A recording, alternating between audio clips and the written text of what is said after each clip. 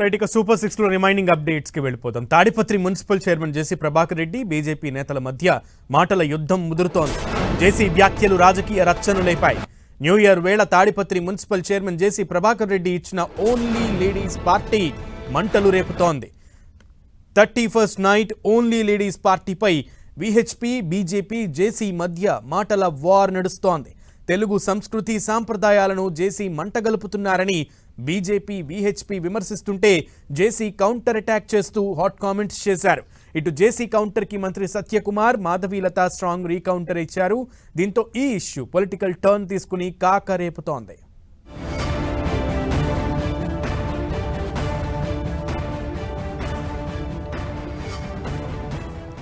Right, BJP versus జేసీ ప్రభాకర్ రెడ్డిగా మారుతోంది రోజు రోజుకి. ఇదంతా కూడా December 31st only for ladies event ఏదైతే నిర్వహించారో దీనికి సంబంధించి పూర్తి సమాచారం మా ప్రతినిధి విజయ్ చంద్రని అడిగి తెలుసుకుందాం.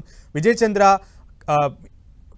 ప్రభాకర్ రెడ్డికి అలాగే బీజేపీ నేతలకి మధ్య కామెంట్స్ తారాస్థాయికి చేరిపోతున్నాయి. పార్టీలన్నీ కూడా ఒక్కటే కూటమిగా ఉన్నప్పటికీ కూడా నేతల మధ్య మాటల తూటాలు పేలుతున్నాయి. అప్డేట్స్.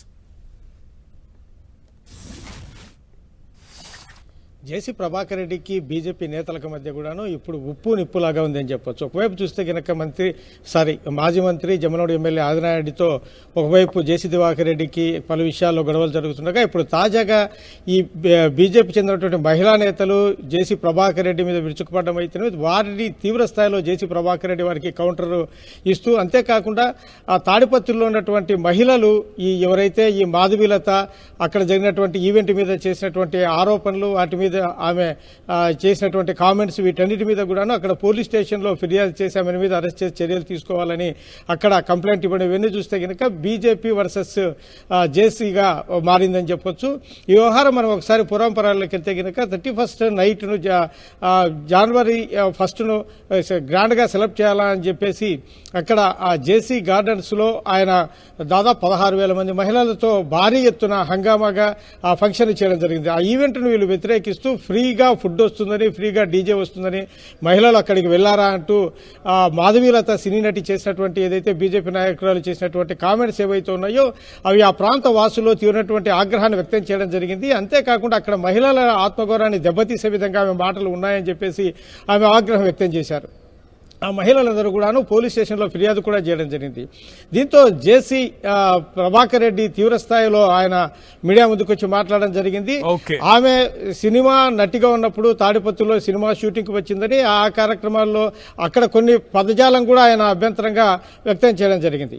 దీని మీద వీరు కూడాను మరి కౌంటర్స్ వేసినా కూడాను జేసీ ప్రభాకర్ రెడ్డి ఏమాత్రము తగ్గలేదని చెప్పొచ్చు. ఒకవైపు చూస్తే కనుక రాత్రి ఆయన బస్సు దగ్ధం జరిగినటువంటి వ్యవహారంలో కూడాను దీంట్లో బీజేపీ నేతల హస్తం ఉంది, వాళ్లే చేశారని చెప్పేసి ఆయన ఆరోపణ చేయడంతో పాటు తాను ఏమాత్రం భయపడేది లేదు, ఇటువంటి బస్సులు ఎన్ని కాల్చుకున్నా కూడా వరుసగా నేను పెడతాను, ఏం చేసుకుంటారో చేసుకోండి అని చెప్తున్నారు. ఈ వ్యవహారం అంతా చూస్తే కనుక తారాస్థాయికి వెళ్ళిందని చెప్పొచ్చు.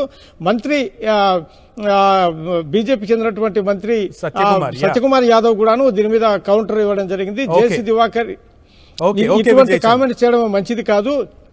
సత్యకుమార్ యాదవ్ కూడా జేసీ ప్రభాకర్ రెడ్డి మీద తీవ్రమైనటువంటి అసంతృప్తితో కూడినటువంటి వ్యాఖ్యలు చేయడం జరిగింది. Thank you.